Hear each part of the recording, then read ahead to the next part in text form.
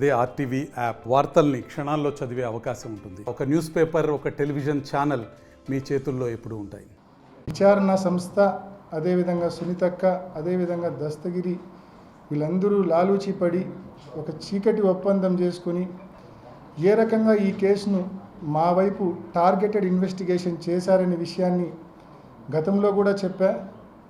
మరొక్కసారి మీ అందరికీ అనేక విషయాలు చెప్పడం కోసం మరి ముఖ్యంగా ఎవరో చెప్పినట్టున్నారు, సిబిఐలోనే ఎవరైనా లాయర్లు చెప్పినారేమో, ఈ రకంగా స్టేట్మెంట్ ఇస్తే నీకు నష్టమమ్మా అని చెప్పారేమో.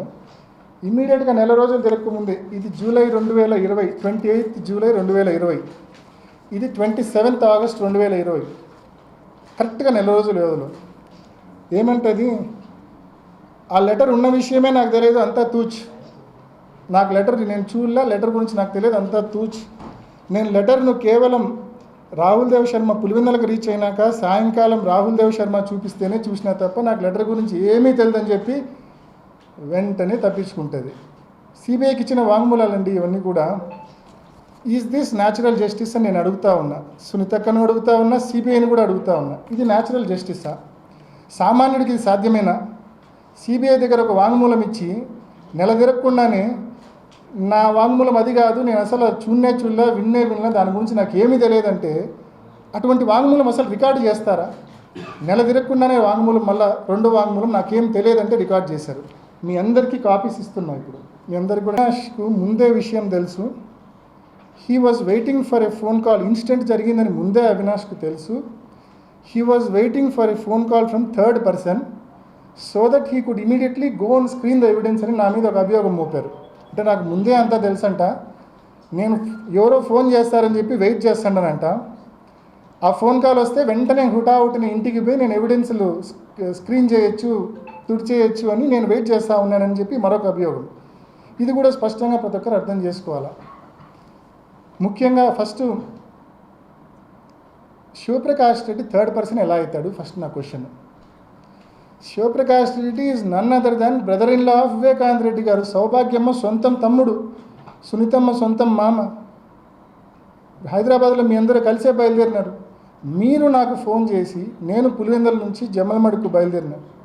కరెక్ట్గా ఇప్పుడు ఎక్కడైతే కృష్ణాలయం ఉందో అప్పటికి ఇంకా కట్టలేదు కృష్ణాలయము, అక్కడ నుంచి రింగ్ రోడ్లోకి ఎంటర్ అయినా ఈ ఫోన్ కాల్ శివప్రకాష్ రెడ్డి గారు చేసి వెంటనే బావ ఇంటికి పో, బావ చనిపోయినాడని చెప్పిన వెంటనే యూటర్న్ తీసుకొని వివేకానంద రెడ్డి గారి ఇంటికి పోయిన వెంటనే బాడీ చూసి బయటకు వచ్చి నేను ఫోన్లు చేసిన. ఎక్కడిక్కడ స్క్రీనింగ్ జరిగిందనేది నాకు అర్థం కాల. ఇందులో నేను చెప్పాలనుకుంది ఏంటంటే థర్డ్ పర్సన్ శివప్రకాష్ రెడ్డి ఎలా అవుతాడు? నేను శివప్రకాష్ రెడ్డి ఫోన్ చేస్తాడని ఎలా ఎక్స్పెక్ట్ చేస్తా? అసలు నాకేమన్నా కాలజ్ఞానినా? నేనేమన్నా శివప్రకాష్ రెడ్డి ఆ నిమిషం నాకు ఫోన్ చేస్తాడని నాకు ఎలా తెలుసు? This is my question to CBI, question to సునీతక్క, question to Shivaprakash Reddy also. నేను పోయేటప్పటికి ఇంట్లో 5 మంది ఉన్నారు.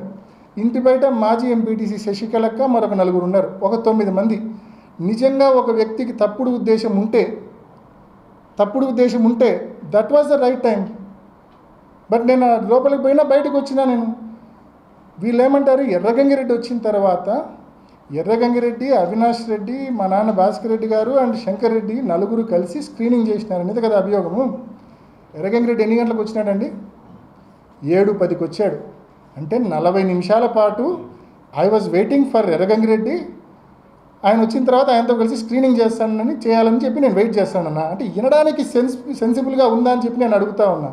అంటే 9 ఇంట్లో 5 మంది, ఇంటి బయట 4, 9 మంది ఉన్నప్పుడు ఎవడైనా బుద్ధుండేవాడు నిజంగా తప్పుడు ఉద్దేశాలుంటే స్క్రీనింగ్ చేస్తాడు. కానీ ఆ 40 నిమిషాల్లో 100 మంది ఇల్లు చుట్టుముట్టినప్పుడు ఎవడైనా బుద్ధుండేవాడు ఆ పని చేస్తాడా? ఎక్సెస్గా మందు ఎక్కువ తాగి ఇంటి బయట స్టెప్స్ మీద ఆయన పడిపోతే తాను ఎత్తుకొని పోయి బెడ్రూమ్లో పండబెట్టేవాడిని అని చెప్పి స్వయంగా ఇంట్లో పనిచేసే సర్వెంట్ చెప్తా ఉన్నాడు. అంటే మీ తండ్రిని చివరి రోజుల్లో నిరాదరణకు గురి చేసి ఎందుకు నిరాదరణకు గురి చేశారు? ఎందుకు ఈ రకంగా ఆదరణ లేకుండా నిరాదరణకు గురి చేశారు? కేవలం వివేకానంద రెడ్డి సార్ ఆ డబ్బు డైమండ్స్ రూపంలోనో బెంగళూరు స్థలం రూపంలోనో ఆ డబ్బు వస్తే ఆ డబ్బులో సింహభాగము వీళ్ళకు సెకండ్ ఫ్యామిలీకి, షమీం గారికి, వాళ్ళ పిల్లాడికి ఇవ్వాలని చెప్పి ఆయన భావించాడు కాబట్టి పూర్తిగా వదిలేశారు. ఆయన చెక్ పవర్ రద్దు చేశారు. ఆయన ఏ ఆస్తి అమ్మే పరిస్థితి లేదు, వ్యాపారాల నుంచి డబ్బు డ్రా చేసే పరిస్థితి లేదు.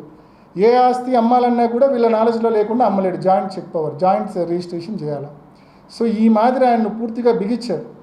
ఆయనకి ఈ రకంగా ఏదైనా స్థలంలోనో డైమండ్లోనో ఆదాయం వస్తే తప్ప ఈ సెకండ్ ఫ్యామిలీకి హెల్ప్ చేయలేని పరిస్థితి. ఇటువంటి దుర్భర పరిస్థితుల్లోకి ఆయన నెట్టివేసింది మీరు కాదా అని నేను అడుగుతా ఉన్నా. సునీతక్కను స్పష్టంగా నరెడ్డి రాజశేఖర్ గారిని అడుగుతా ఉన్నా.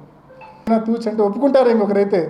సామాన్యుడికి సాధ్యమా అది? మా సునీతక్క లాంటి వాళ్ళకు సాధ్యం అది.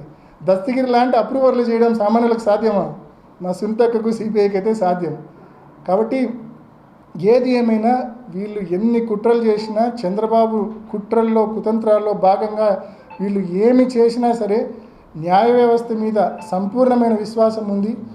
ఆ వ్యవస్థ మీద ఉన్న విశ్వాసంతో చెప్తా ఉన్నా, తప్పకుండా 100% ఎటువంటిది ఈ కేసులో పసే లేదు. ఇందాక నేను చెప్పిన హియర్స్ ఎవిడెన్స్ కావచ్చు, నేను చెప్పిన గూగుల్ టేక్అవుట్ కావచ్చు, అదేవిధంగా వాట్సాప్ టైం స్టాంప్స్ కావచ్చు, మీకు వివరంగా ఎక్స్ప్లెయిన్ చేసిన ఎటువంటి పసలేని విమర్శలు. అంతా assumptive, presumptive, creative, no facts. So స్పష్టంగా ఈ వాస్తవాలను గమనించి ప్రజలకు చేరవేయవలసిందిగా మిమ్మల్ని అందరినీ కూడా మనస్ఫూర్తిగా నేను మనవి చేసుకుంటూ ముగిసిలో కాన్స్టిట్యూషన్ క్లబ్లో మా అక్క ప్రెస్ మీట్ పెట్టి చెప్పింది, ఏదైనా ఒక కేసు అంట అది వాస్తవమే తను చెప్పింది. ఆ ఇన్సిడెంట్ జరిగిన 1-2 వారాల లోపల ఛేదిస్తేనే ఛేదించినట్టు, ఆలస్యమయ్యే కొద్దీ ఛేదించడం కష్టము అని చెప్పింది. కరెక్టా? మీరు కూడా విన్నారు కదన్నా. మరి అదే మా సునీతక్క, అదే నరెడ్డి రాజశేఖర రెడ్డి గారు చనిపోయిన రోజు మార్చి 15, 2019 సిట్కి స్టేట్మెంట్లు ఇచ్చారు. ఏమని ఇచ్చారు తెలుసా? మాకు కృష్ణారెడ్డి ఫోన్ చేసినప్పుడు మా నాన్నకు గాయాలున్నాయి, బాత్రూంలో పడి ఉన్నాడు అంటే మా నాన్నకు గతంలో కూడా హార్ట్ ప్రాబ్లం ఉన్నందున బహుశా హార్ట్ అటాక్ వచ్చి అందువలన కింద పడి తలకు ఏదైనా తగిలి గాయాలై ఉంటాయేమో అని ఊహించి కృష్ణారెడ్డిని ఆ విధంగా పోలీసులకు ఫిర్యాదు చేయమని చెప్పినాము. ఎవరండి? అవినాష్ రెడ్డి కాదు చెప్పింది, నర్రెడ్డి సునీత గారు, నర్రెడ్డి రాజశేఖర రెడ్డి గారు. వాళ్ళు సిట్కి ఇచ్చిన వాంగ్మూలం ఇది. So it was their theory అని చెప్తా ఉన్నా స్పష్టంగా. అండ్ యాడెడ్ ఎంత నీచమంటే ఈ 3 ఏళ్ళుగా ఎంత ఘోరంగా క్యారెక్టర్ అసాసినేషన్ చేసినారంటే, ఈ కేసు వల్ల నన్ను ఎన్ని ఇబ్బందులు పెట్టినారంటే, మా కుటుంబం ఎంత సఫర్ అయిందంటే, మా నాన్న వయసు 74 ఏళ్ళు, లోపల జైల్లో మగ్గుతాడు సమస్యలతో. ఆయన ఏం కర్మ పాపం, ఏం తప్పు చేసినాడని ఈ రోజుకి ఆయన ఒకే ప్రశ్న, నేను నా జీవితం అంతా ఎవరికి తెలిసి ద్రోహం చేయాలని, నాకేంది ఈ కర్మ అని బాధపడతాడు. పులివెందుల్లో ప్రతి ఒక్కరికి తెలుసు మా నాన్న ఎవరికి తెలిసి ఎవరికి ద్రోహం చేయలే. అటువంటి వ్యక్తిని అన్యాయంగా లోపలేసినారు.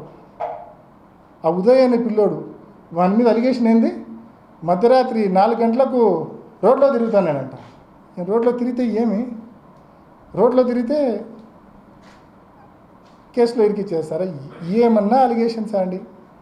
అన్యాయంగా మనుషులను లోపలేసి వ్యవస్థల్లో వాళ్ళకున్న పలుకుబడి ద్వారా చంద్రబాబు నాయుడు గారిని ఉపయోగించుకొని, ఢిల్లీలో ఉండే బీజేపీలోని టీడీపీ పెద్దలను ఉపయోగించుకొని సర్వనాశనం చేసినారు. దీన్ని ఈ కేసును రాజకీయం చేసి చంద్రబాబు చేతిలో పావులుగా మారి మమ్మల్ని సర్వనాశనం చేసినారు. చాలా ఇబ్బందులకు, చాలా నరక యాతనకు గురి చేసినారు మమ్మల్ని. అయినా ఐ స్టిల్ సే, ఇంత అనుభవించిన తర్వాత కూడా, ఏ తప్పు లేకుండా ఇంత అనుభవించిన తర్వాత కూడా చెప్తున్నా, ఎవడో అంటాడు యాంటిసిపేటరీ బెయిల్ వస్తే నాకు పెద్ద రిలీఫ్ అని. ఏందా రిలీఫ్? నేను ఏమైనా చేసింటే కదా నాకు రిలీఫ్. నేను నరకం అనుభవిస్తాను. నాకేంది? నాకు అది రిలీఫ్ ఎట్లయితుంది? నాకు సంబంధమే లేదు ఆ కేసుతో. యాంటిసిపేటరీ బెయిల్ వస్తే ఏదో రిలీఫ్ వచ్చినట్టంట. ఈ నోటికి వచ్చింది మాట్లాడతారు. మరిన్ని వీడియోస్ కోసం ఛానల్ ని సబ్స్క్రైబ్ చేయండి, లేటెస్ట్ అప్డేట్స్ కోసం వాట్సాప్ ఛానల్ ని ఫాలో చేయండి, అండ్ లింక్ డిస్క్రిప్షన్ లో ఉంది.